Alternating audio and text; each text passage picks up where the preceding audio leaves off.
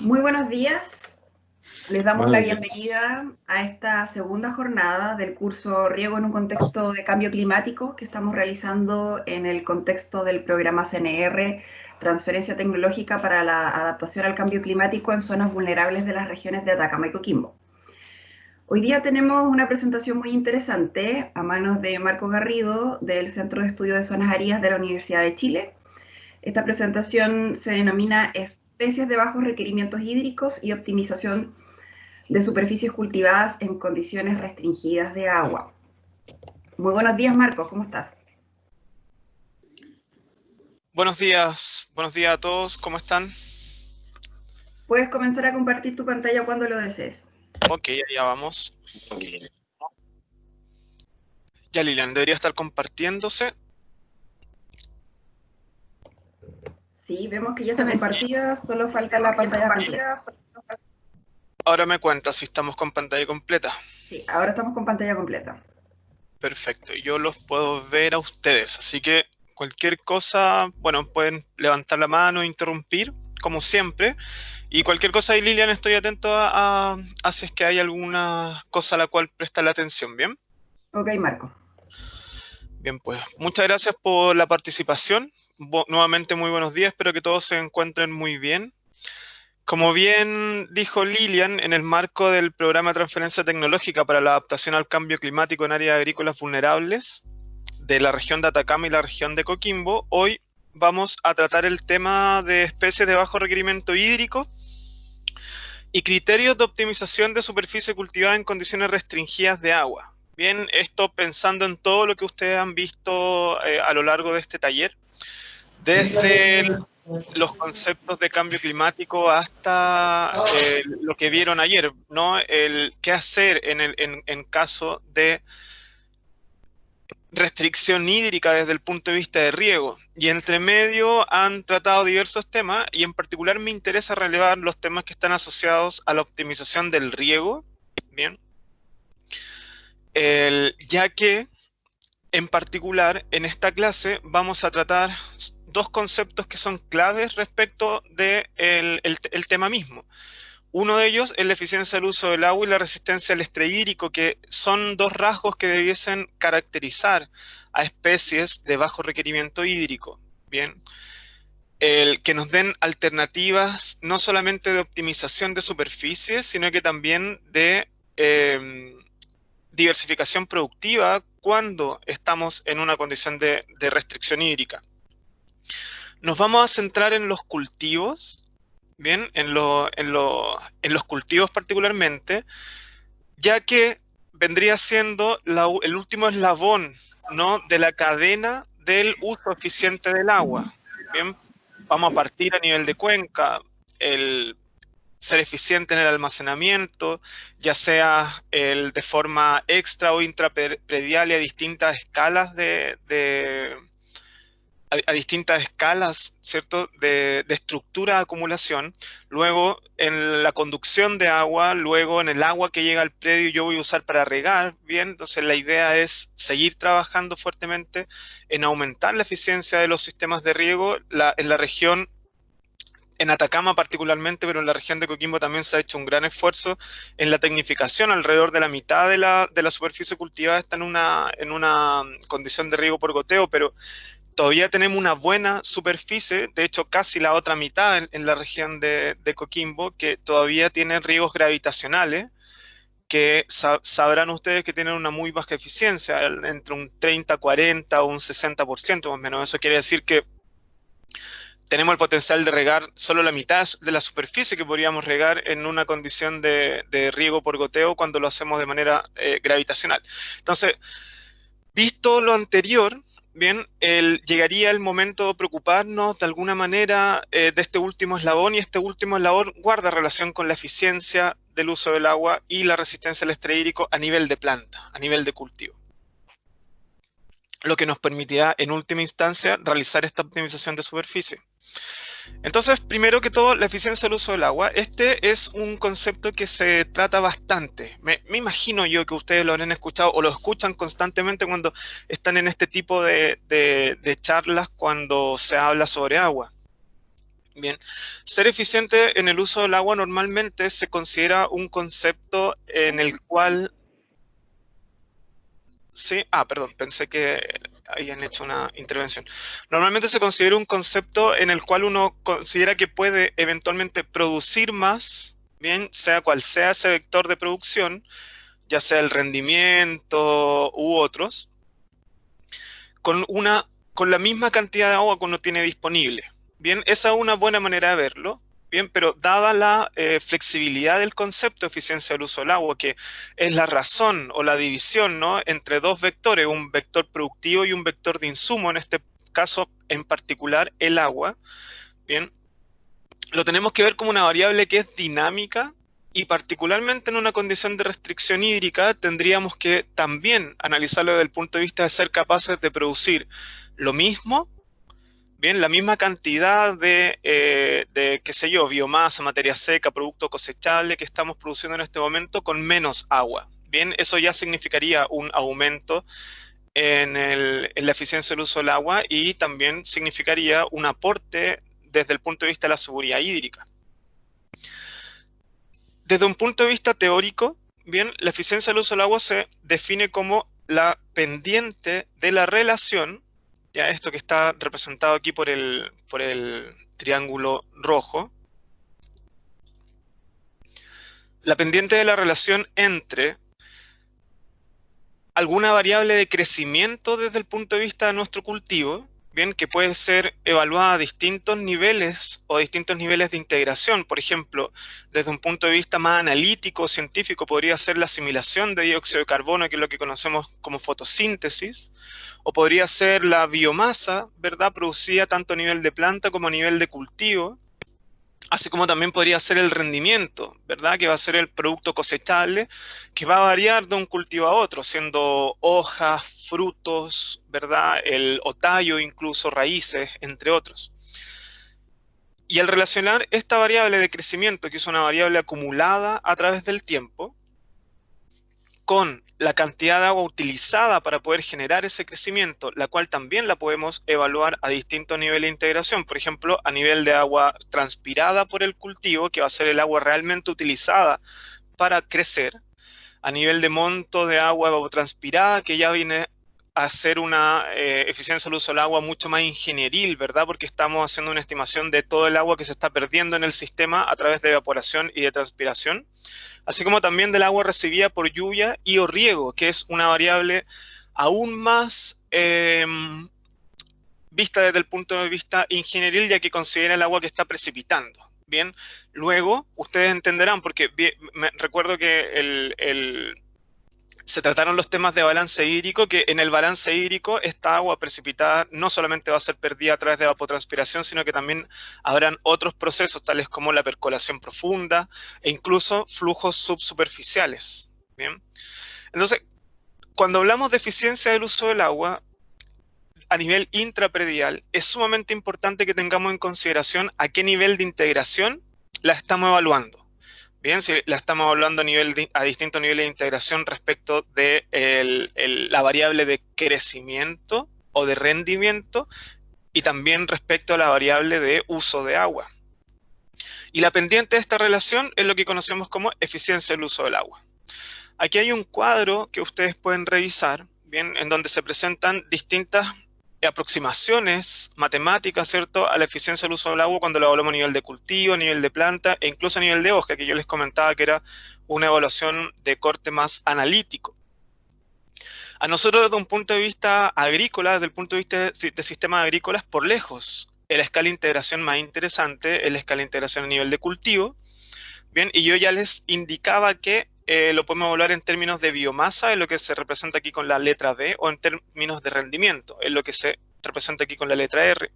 Y luego tendremos que definir nosotros, dependiendo cuáles son nuestros intereses, dependiendo cuáles son nuestras capacidades de medición, si tenemos o no tenemos disponible estaciones meteorológicas, entre otros, si lo vamos a evaluar en términos de transpiración, evapotranspiración o agua precipitada. Indicar que esto está evaluado en una escala temporal que es integrada. Bien, estamos evaluando la eficiencia del uso del agua a través del tiempo, idealmente a través de una temporada productiva, una estación de producción completa. Y estas son las unidades con las que normalmente nosotros las podíamos presentar. Ustedes probablemente se encontrarán con eficiencia del uso del agua en términos de milímetros en vez de kilogramos o metros cúbicos de agua utilizada, pero ahí la conversión es sencilla porque simplemente tenemos que considerar la unidad de superficie. Son 1 litro por milímetro en 1 metro cuadrado. Entonces, como les decía, ponemos atención aquí, ya que esta es la escala de integración que nos interesa desde un punto de vista agrícola. Y ojo, porque esto nos da pie, ¿bien? Para generar índices que sean índices de interés. Bien, normalmente la productividad nosotros la evaluamos en términos de vector de superficie. Eso quiere decir que nos concentramos en los kilogramos de fruta producida o en los kilogramos de material cosechable o cajas de fruta producida, etcétera, por unidad de superficie. Eso es lo convencional, bien, y la verdad es que está sumamente extendido porque en una buena parte, o eso era hasta hace unos varios años atrás, la verdad, en una buena parte de la superficie no es, es lo limitante. Ya en lugares en donde no hay restricción hídrica, en donde hay bastante agua disponible para poder regar a través de distintos métodos de riego, la verdad es que el agua no vendría siendo lo limitante vendría siendo la superficie. Pero ustedes sabrán muy bien que a estas latitudes, ¿cierto? En nuestra región y también en la región de Atacama, lo cierto es que la superficie no es el gran problema. Bien, de hecho, normalmente hay grandes extensiones de superficie, entre comillas, disponibles, ¿cierto? Para poder trabajar. No obstante, lo limitante es el agua. Por lo tanto, será bueno empezar a trabajar o empezar a pensar en términos de productividad de agua, kilogramos o cajas de fruta producido por metros cuadrados. Y si eso lo podemos monetizar, es aún mejor. Bien, ingresos por fruta por metro cúbico de agua utilizada, por ejemplo. Bien, podría ser un buen índice para trabajar en nuestras latitudes. Ahora, volviendo a lo anterior, y como les mencionaba, desde el punto de vista del sistema agrícola, va a ser la escala de integración de cultivo la que nos va a interesar. En particular, bien, el agua que se utiliza para la producción de rendimiento, para el crecimiento, es el agua transpirada. Bien, esto básicamente porque la condición necesaria y suficiente para que una planta pueda crecer es que esta planta fije dióxido de carbono a través del proceso de fotosíntesis. Vamos a entrar en un pequeño detalle a continuación, pero solamente lo voy a dejar esbozado. El proceso de fotosíntesis requiere asimilar dióxido de carbono que se encuentra en la atmósfera y para esto la planta paga un costo, bien, que es perder agua. La pierde porque el dióxido de carbono ingresa a la planta por la misma vía que el agua va a salir, bien, a través de los poros que se llaman estomas, que están en la epidermis de la hoja. Bien. Y la verdad es que este intercambio no es muy justo, ya que para fijar una pequeña cantidad de dióxido de carbono, que luego se traducirá en crecimiento, se tiene que perder una cantidad bastante sustantiva de agua. Y eso hace que las plantas en general sean bastante poco eficientes en el uso del agua, desde el punto de vista de la transpiración. Dicho lo anterior, hay una gran variabilidad en la eficiencia de transpiración, bien, que es la forma particular de la eficiencia del uso del agua cuando estamos trabajando como crecimiento producto cosechable dividido el agua transpirada realmente usada por la planta. Hay una gran variabilidad y eso se representa en este gráfico en donde tenemos la relación entre la biomasa acumulada de distintas especies frutícolas y el agua transpirada en kilogramos. En particular, aquí se destacan 3 especies que son especies bastante conocidas, no solamente por su bajo requerimiento hídrico, sino que también por sus altas resistencias al estrés hídrico, que es el concepto que vamos a tratar en la segunda parte de esta sesión. Que notarán, dadas las pendientes, recordemos que la eficiencia del uso del agua, en este caso eficiencia de transpiración, resulta la pendiente de cada una de estas relaciones. De estos 3 cultivos son bastante más altas que las pendientes representadas por este rango, bien, las líneas punteadas azules, que representan las eficiencias de transpiración de frutales tradicionales y otras especies de igual metabolismo fotosintético, bien, que es el metabolismo fotosintético C3. Ahí caben un montón de especies, entre ellas la vid, qué sé yo, cerezos, palto, mandarinos, entre otros. Bien. Y por diversas razones, bien, que vamos a tratar, estas especies logran tener una eficiencia de transpiración que es sustantivamente más alta. Si los tradicionales se mueven en un rango entre 1,5 y 2,5 más o menos, 2,8 gramos de materia seca producida por kilogramo de agua transpirada, vamos a ver que higuera tiene una eficiencia de transpiración de casi 4 gramos de materia seca producida por unidad de agua transpirada, por kilogramo de agua transpirada. Granado es bastante mayor, alrededor de 4,7, y tuna se lleva el premio, bien, casi 20 gramos, bien, es decir, 5 veces a 7 veces más alto que, que otros frutales, con casi 20 gramos de materia seca producida por unidad, por kilogramos de agua transpirada. Este salto, ya este salto muy importante, muy sustantivo, ¿cierto? En términos de eficiencia del uso del agua, se debe a que tuna corresponde a otra categoría respecto del metabolismo fotosintético, que es el crasuláceo. Y así como otras cactáceas y otras suculentas, ellas realizan el proceso de fijación de dióxido de carbono durante la noche, cuando el déficit de presión de vapor de la atmósfera, es decir, la demanda atmosférica es muy baja. Por lo tanto, sus tasas de transpiración también son muy bajas y eso hace que esta relación, ¿cierto?, de crecimiento-transpiración suba muy fuertemente. Pero aún así, habrán otras especies que normalmente tienden a ser especies que están adaptadas a una condición árida, que tienen una eficiencia de transpiración bastante más alta. Y esto, desde un punto de vista agrícola, es bien interesante porque este concepto de eficiencia nos permite generar o pensar en costos de oportunidad, bien, o eventuales diversificaciones o eventuales usos para el agua que nosotros tenemos disponible. Entonces, a una misma cantidad de agua disponible, al utilizar especies que son más eficientes, bien, esto asumiendo que el riego se está haciendo bien, ¿cierto? Asumiendo una eficiencia estándar.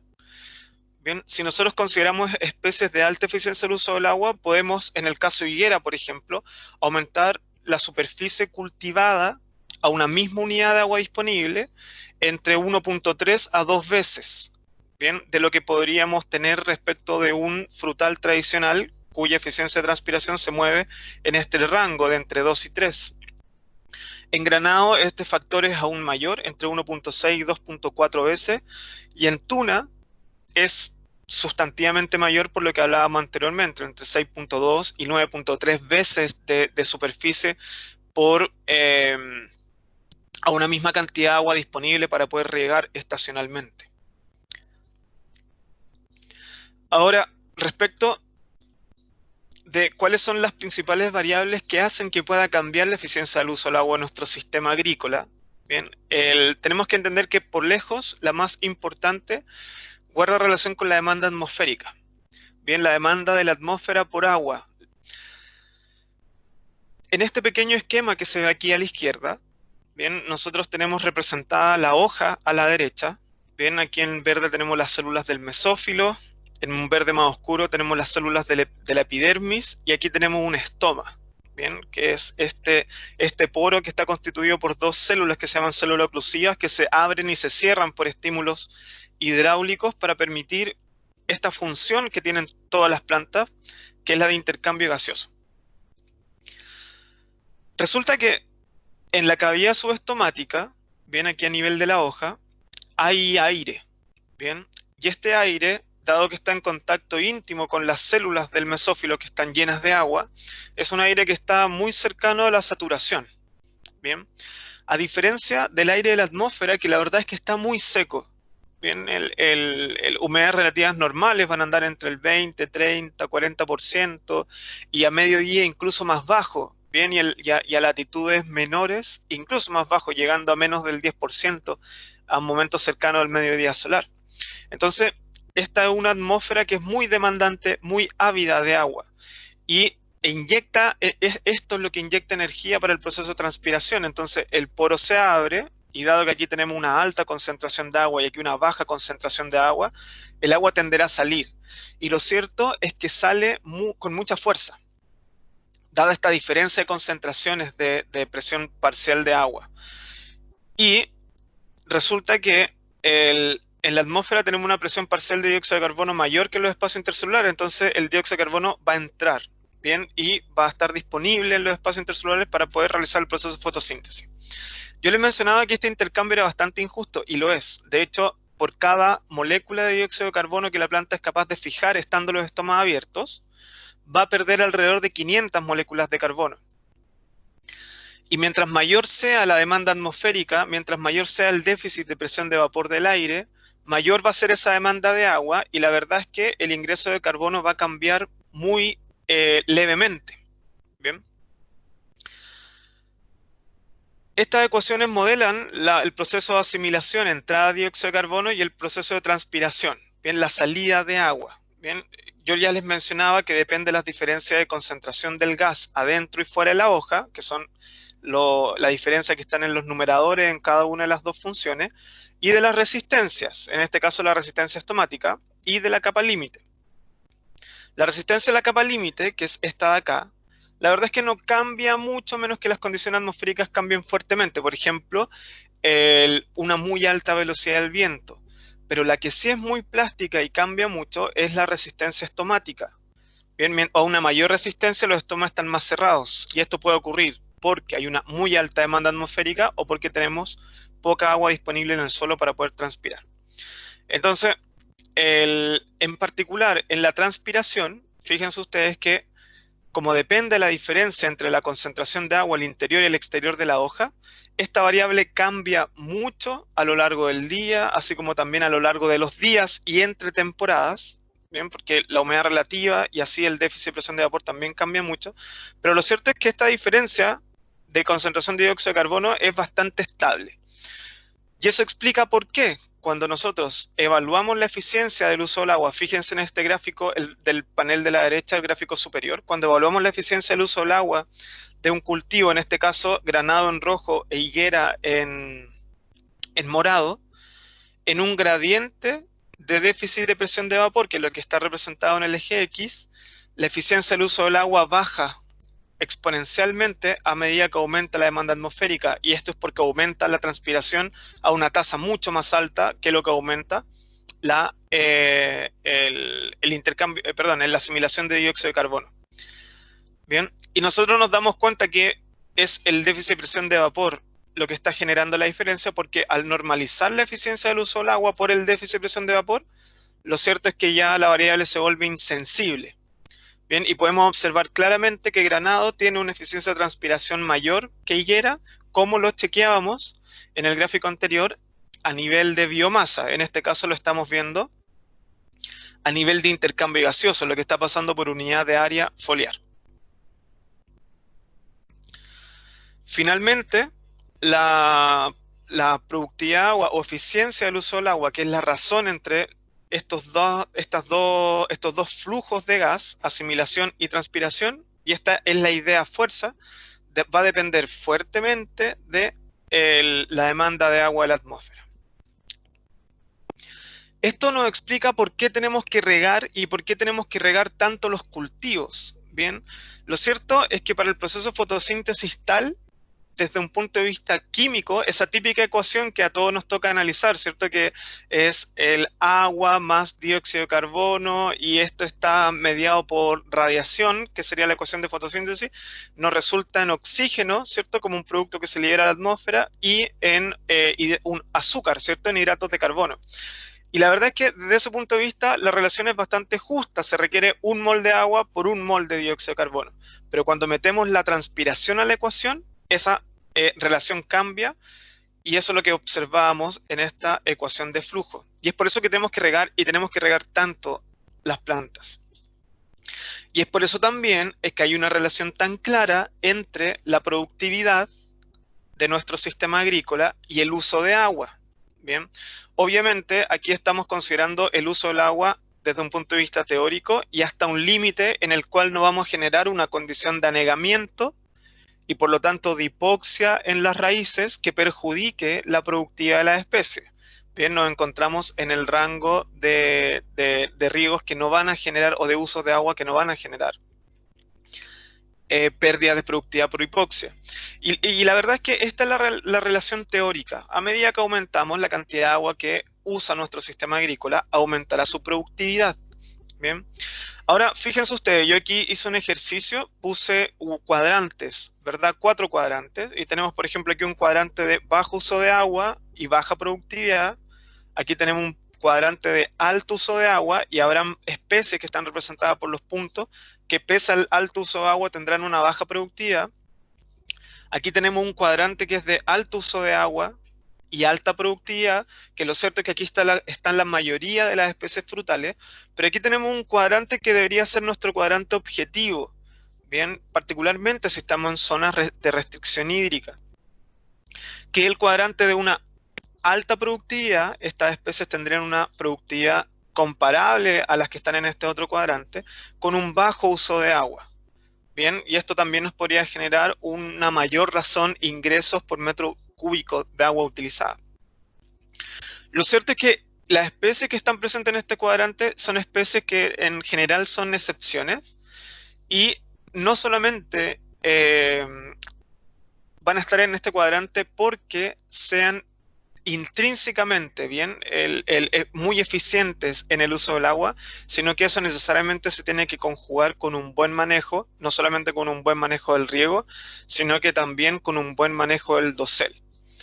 Bien, ustedes ayer recordarán que Oscar les contaba que en casos extremos ustedes podían manejar el dosel a través de podas para poder maximizar las probabilidades de supervivencia, por ejemplo, de sus sistemas agrícolas cuando están en una condición de alta restricción hídrica o cuando tenían cero agua para poder transpirar.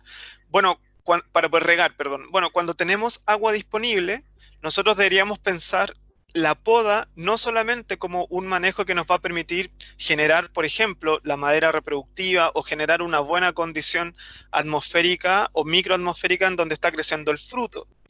Bien, sino que también deberíamos pensar la poda como un manejo que optimice la cantidad de hojas o el área foliar de nuestras plantas respecto a su capacidad de interceptar radiación, ya que todas las hojas que intercepten radiación van a ser hojas que van a estar transpirando fuertemente. Entonces, si nosotros podemos optimizar, ¿verdad?, la cantidad de dosel respecto de la radiación interceptada, de esa manera también vamos a poder optimizar el uso del agua de nuestras plantas. Entonces, no solamente pensarlo desde el punto de vista intrínseco, ¿cierto? Porque hay especies que efectivamente son muy eficientes en el uso del agua, pero siempre eso lo tenemos que sumar a un buen manejo. Entonces, para redondear un poco esta parte, simplemente, ¿cuáles son los determinantes del consumo de agua y por lo tanto eficiencia del uso del agua? Ya mencionamos algunos y quiero relevar un par más. Ya vimos que la condición ambiental es fundamental y es porque el mismo frutal aquí en el norte lo tenemos que regar mucho más que en latitudes mayores. Obviamente, dejando de lado usos distintos del productivo, como por ejemplo el uso del agua para lavado de sales, entre otros. Tenemos que la eficiencia del uso del agua también es determinante respecto del uso de agua por parte de las plantas, y ahí están los criterios de selección de especies, y obviamente eso es una decisión técnica económica, ¿no? Otros que no mencioné guardan relación con el largo del ciclo. Desde el punto de vista de la eficiencia del uso del agua, cultivar especies que tengan un ciclo más corto o que eventualmente parte de su ciclo lo cumplan en momentos en donde la demanda atmosférica es baja, por ejemplo, durante otoño e invierno, puede ser un buen criterio para maximizar la eficiencia del uso del agua en nuestro sistema agrícola y de esa manera poder o expandir nuestra superficie o mantenerla utilizando menos agua. La arquitectura del huerto ya les mencionaba un poco, no solamente desde el punto de vista de los marcos de plantaciones. Obviamente mayores marcos de plantaciones son menos plantas por unidad de superficie, y si tenemos un riego más bien localizado, eso va a significar necesariamente una disminución del agua utilizada, sino que también el manejo del dosel, bien, así como también del vigor de las plantas, ¿bien?, que guarda relación con lo anterior. Ahora, el segundo concepto clave desde el punto de vista de bajo requerimiento hídrico y optimización de superficie es la resistencia al estrés hídrico. No necesariamente... Marco, ¿Sí? te interrumpo un minutito que Leonardo estaba pidiendo la palabra hace unos minutos atrás. Ah, lo siento, no lo vi. Leonardo. Leonardo, puedes activar tu Sí, micrófono hola. si lo deseas. Hola, Leonardo. Hola, ¿cómo estás? Que ibas ultra rápido, Ah, a lo 100 por siento, hora. lo siento. Sí, lo que pasa es que ya pasó la lámina que quería compartir, Pero pero, o podemos sea, que volver, quería consultarte, pero podemos volver, no hay sí, ningún problema. es como dos láminas atrás que relaciona justamente donde estaban los cuadrantes. Esa. Ah, Es que ahí esta. tengo una duda, porque no, la que pasa, la de los cuadrantes, productividad versus agua. Esa versus uso de agua. Eso me... La consulta que te iba a hacer es que ahí yo imagino que evidentemente hay una limitante que es de carácter agronómica para cada especie frutal en particular, porque eso no es lineal en el tiempo de forma continua, supongo yo. Obviamente que hay una condición que es de resistencia a los contenidos de agua del suelo de cada especie en particular. Así es. Sí. Porque si yo siguiera la línea, porque si siguiera la línea de tendencia, esa línea sería continua y permanentemente, y eso significaría que a mayor ¿Cuál línea? cantidad de ¿Esta? agua... ¿Esta? ¿Mm? No, ¿La del panel B? sí, la de la relación de agua versus productividad, donde mostraste unos cuadrantes. O sea, tú mencionaste cuadrante. ¿Esta? Que viene después de esta. ¿La estás viendo? ¿Esta? Ah, sí, la de los cuadrantes. Sí, por supuesto, sí, por supuesto. Yo les mencioné de que esto está pensado, ¿cierto?, para un uso de agua que podría ser a distintos niveles de integración, ¿cierto? Si es que lo estamos viendo desde el punto de vista agrícola, como muy bien dices tú, ¿cierto? Esto obviamente, si el uso del agua va a ser la cantidad de riego aplicado, por ejemplo, esto obviamente va a tener una forma de rendimiento decreciente porque va a llegar a un punto máximo en donde luego el exceso de agua va a generar problemas que van a bajar la productividad. ¿A eso te referías? Exactamente, eso, claro, Sí, porque si no se entiende que uno va infinitamente. infinitamente Claro, no. agua y vamos teniendo más productividad.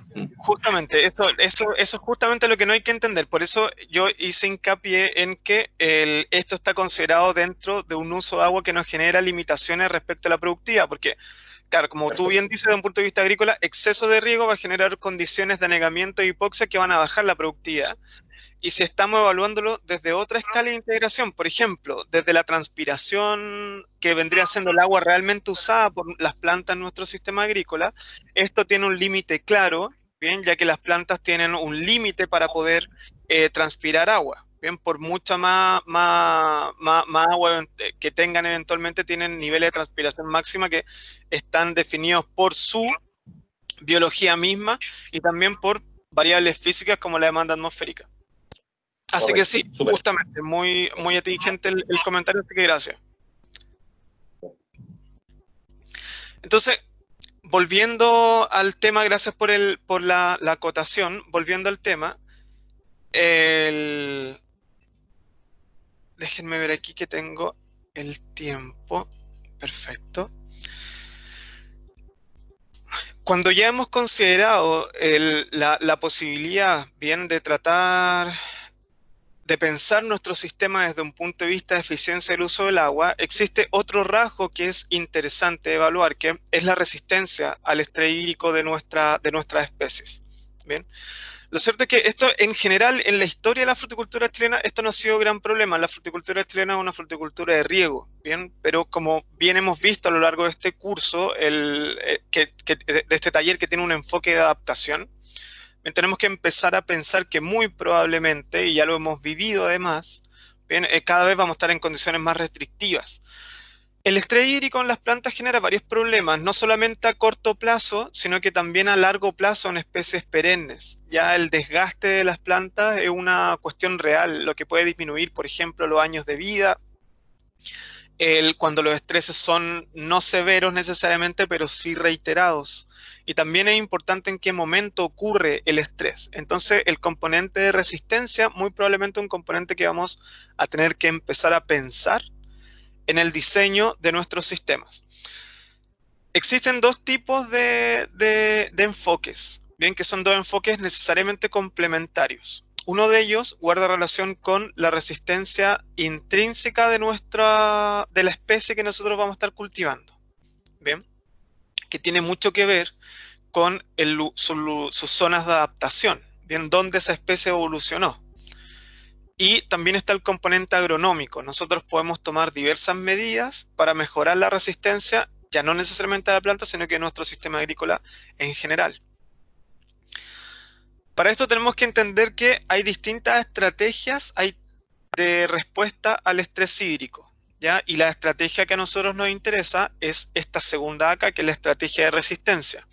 La estrategia de escape es una pseudoestrategia en donde la especie está adaptada para cumplir la totalidad de su ciclo en una condición en la cual no se expone al estrés hídrico. Y el ejemplo insigne de esto, el mejor ejemplo, son las especies que crecen y se desarrollan en nuestro desierto florido. Bien, las cuales están latentes, ¿cierto?, en el suelo. Viene una lluvia, rápidamente germinan y cumplen todo su ciclo mientras el agua proveniente de esa lluvia está disponible. Por lo tanto, cumplen muy rápidamente su ciclo en una condición sin estrés. Y lo terminan antes de que el agua se acabe, ¿bien? Y comience nuevamente el periodo de estrés hídrico. Bien, pero desde el punto de vista del diseño de sistemas agrícolas y particularmente frutícola, la estrategia de escape no es una estrategia que se dé. No obstante, a través de la selección de material vegetal, cultivos, variedades que, por ejemplo, tengan el ciclo corto, como les mencionaba anteriormente, o el que cumplan buena parte de su ciclo en una condición en que la demanda atmosférica sea baja, por ejemplo en invierno o en otoño, vamos a tener estrategias de pseudo escape que nos van a permitir aumentar la eficiencia del uso del agua en nuestro sistema. Bien, pero esto es lo menos común y no es tan fácil de manejar, aunque hay alternativas. La resistencia es otra estrategia o respuesta al estrés hídrico, y esta se divide en dos grandes grupos.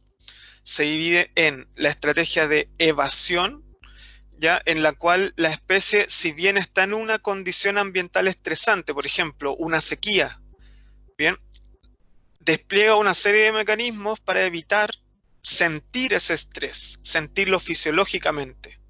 Bien, yo siempre le digo a los alumnos que esto es como que ustedes, no sé, es como probablemente a quienes le ha tocado esto en Santiago lo van a entender mejor, pero es como meterse al metro de Santiago en hora punta.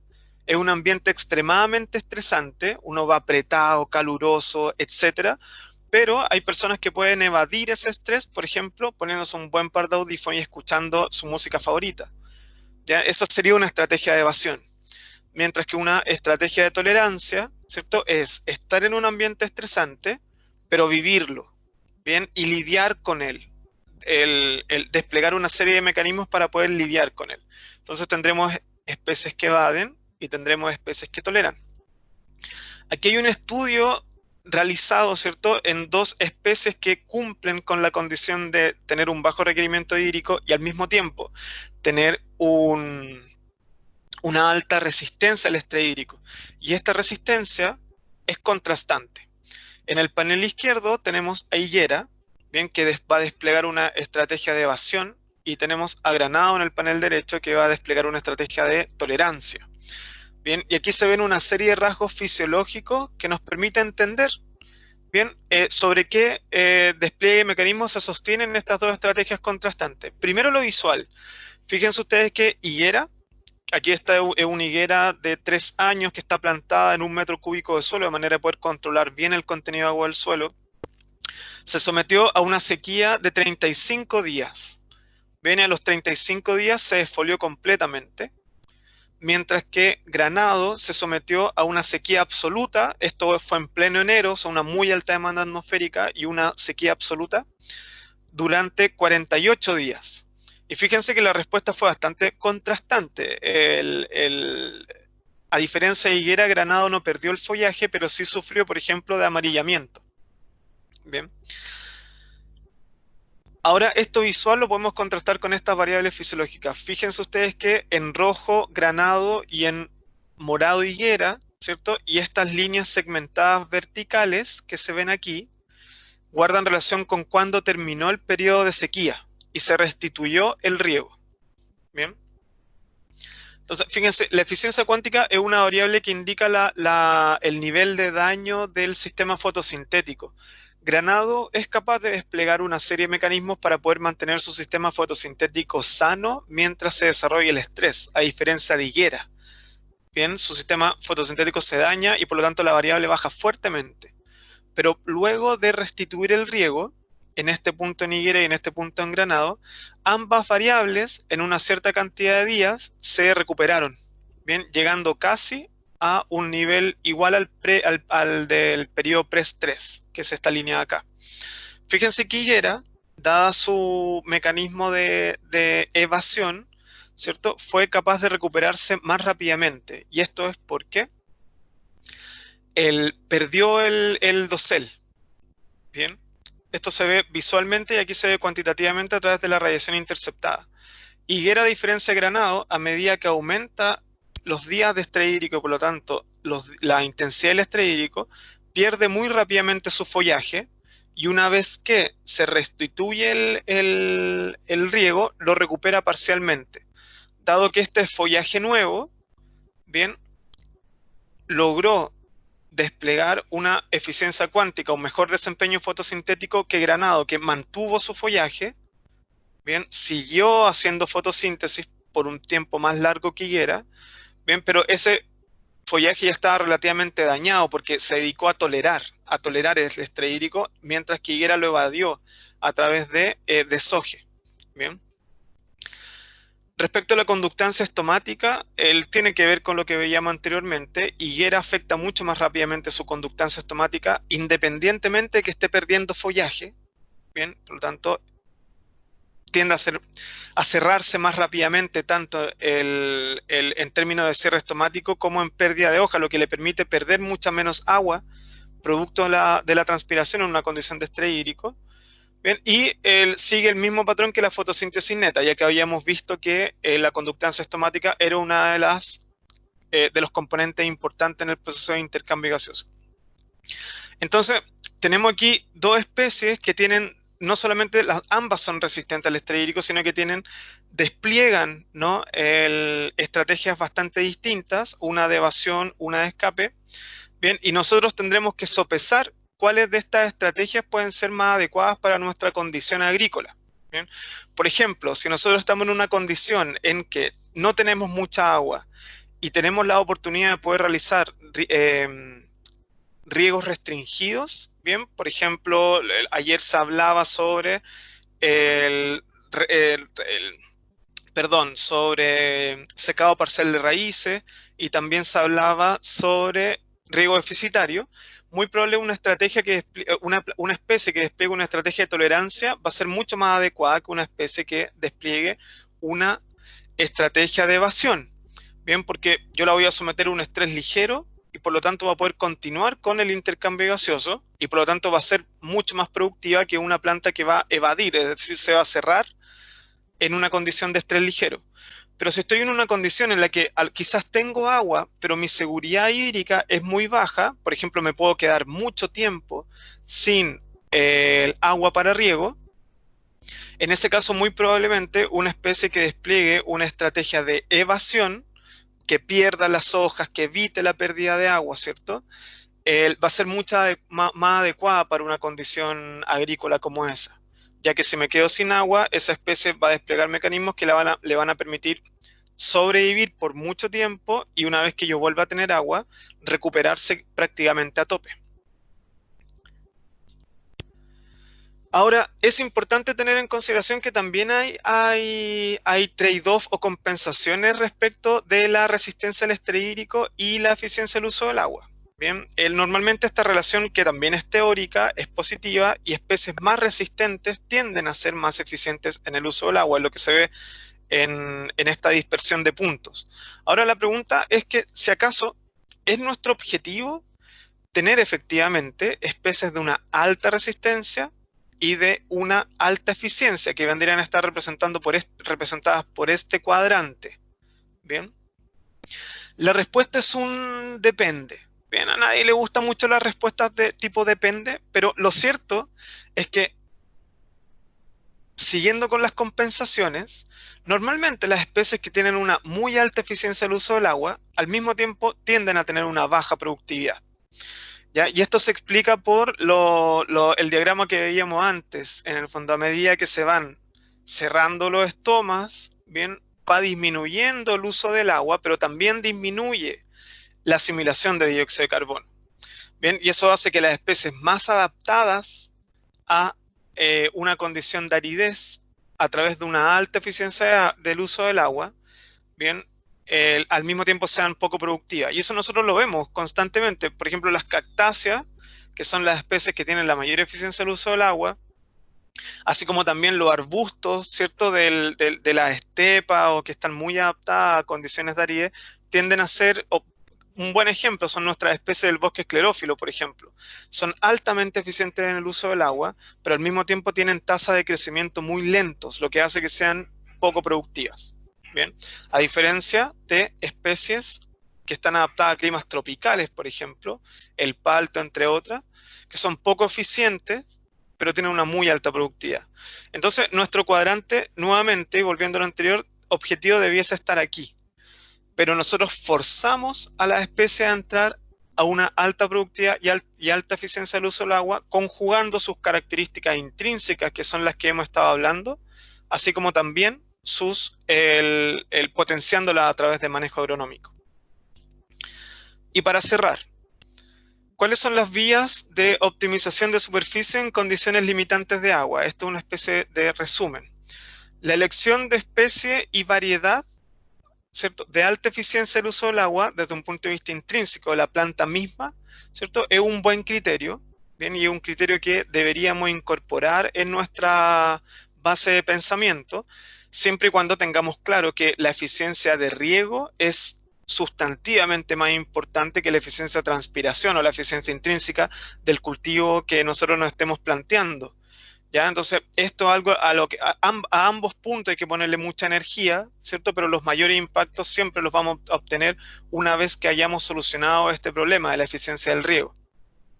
Producir más con menos agua, esa es la idea, ¿cierto? Y también eso tiene un componente, una decisión que es técnico-económica.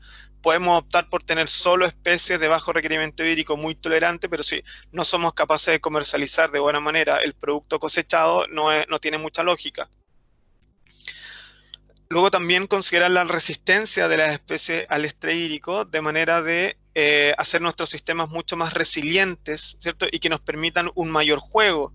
Si yo conjugo una especie de alto uso de agua, sensible, ¿verdad?, pero que tiene un producto cosechable de alto valor y de fácil comercialización con especies de menor uso de agua, más resistentes y que quizás no son tan interesantes desde el punto de vista productivo, yo puedo jugar con el agua disponible, ¿cierto? Puedo someter a estrés ligero a una especie mientras priorizo el riego a otra, a diferencia de que si yo tuviera solamente un monocultivo que fuera de alto requerimiento y de alta sensibilidad.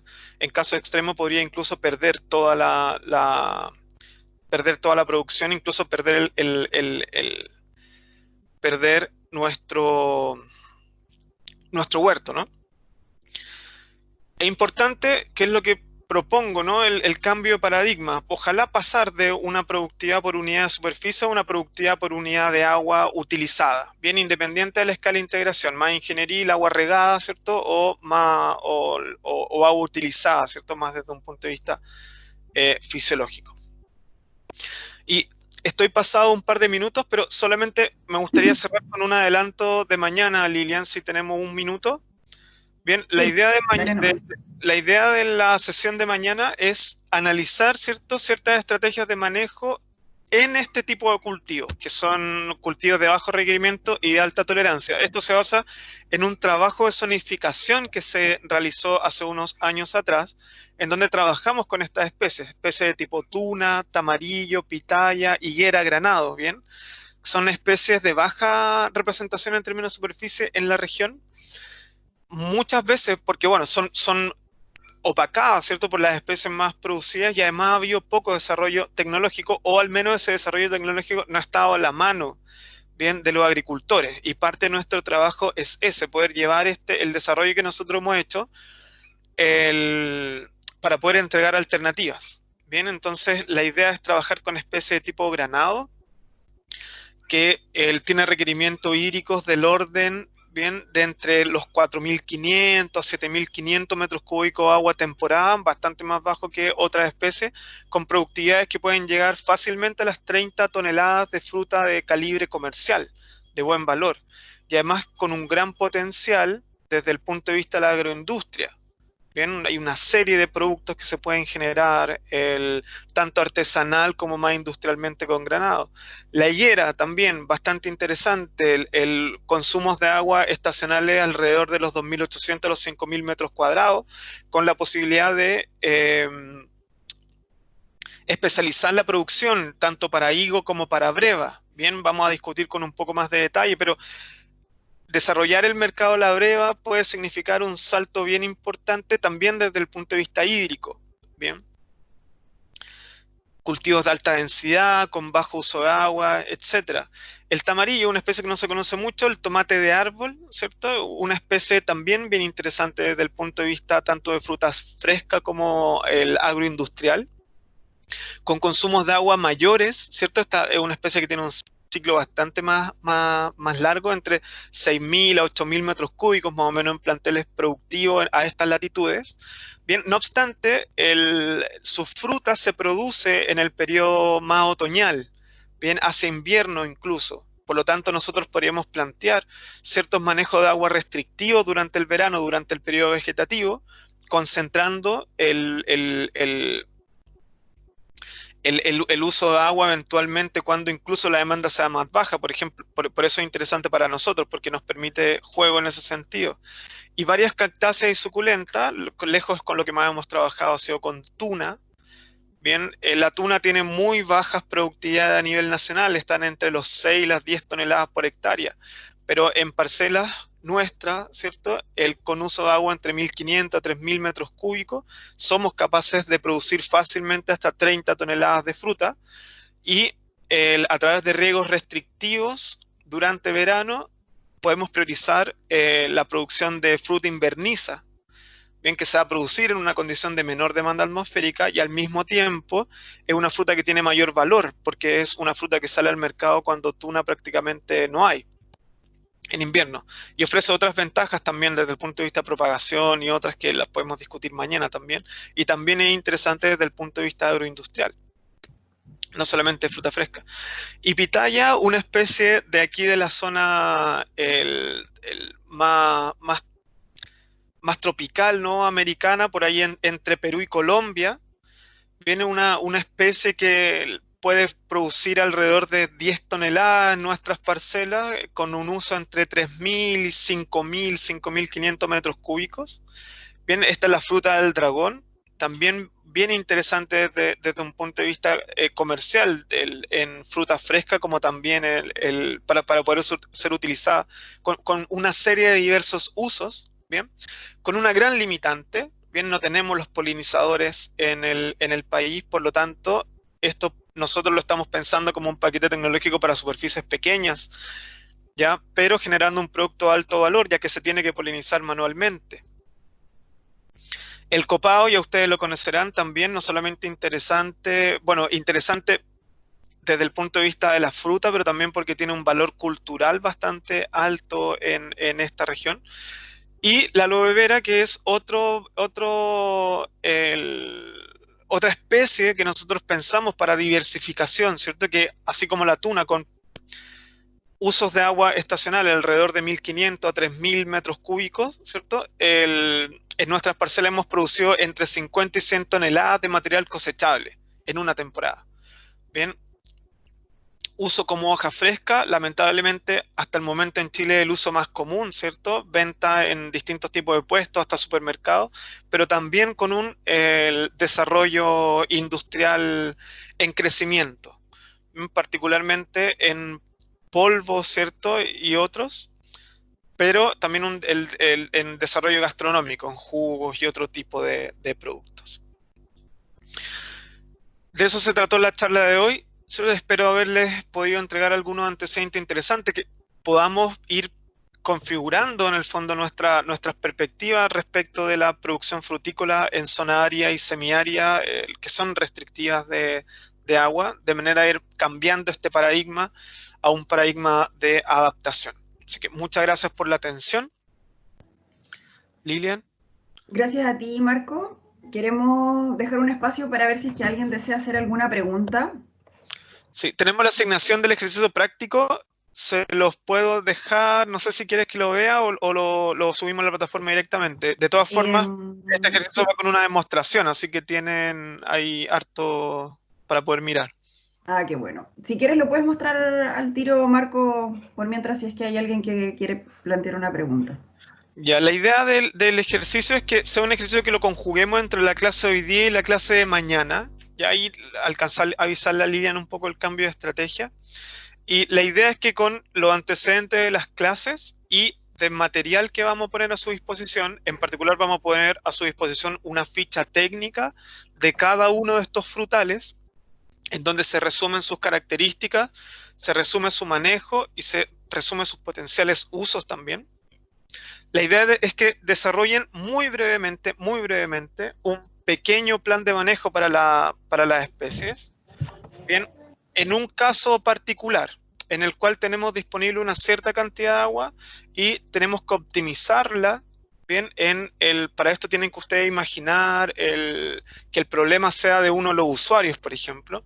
Tiene una cierta cantidad de agua que es restrictiva y eventualmente la tiene que optimizar entre dos cultivos. Bien, un cultivo convencional y un cultivo de los que vamos a discutir entre hoy y mañana, los que hemos discutido entre hoy y mañana. Y esto va a ir con un ejemplo, bien, de manera que ustedes lo revisen, bien, y desde un punto de vista crítico respecto a lo tratado en el taller. Entonces, junto con las instrucciones y junto con las fichas de los cultivos va a ir este pequeño ejemplo, y la idea es que ustedes este ejemplo lo adapten a alguna condición que ustedes conozcan. Yo no sé ustedes, pero al menos a mí me llegan constantemente, yo creo que ustedes también, me llegan constantemente consultas. No solamente para la región, sino que también hasta más o menos la séptima región, en donde hasta este año, y esperemos que esto no cambie las perspectivas, ¿cierto? Hay bastantes personas pensando en cambiar el paisaje de sus predios, ¿ya? De manera de poder hacerlo más adaptados, digámoslo así. Bien, entonces yo creo que este tipo de diseño va a ser un diseño que se va a empezar a volver cada vez más frecuente a medida que vayamos avanzando en el tiempo. Así que voy a cerrar aquí para poder mirarnos, y si hay alguna consulta, bienvenida.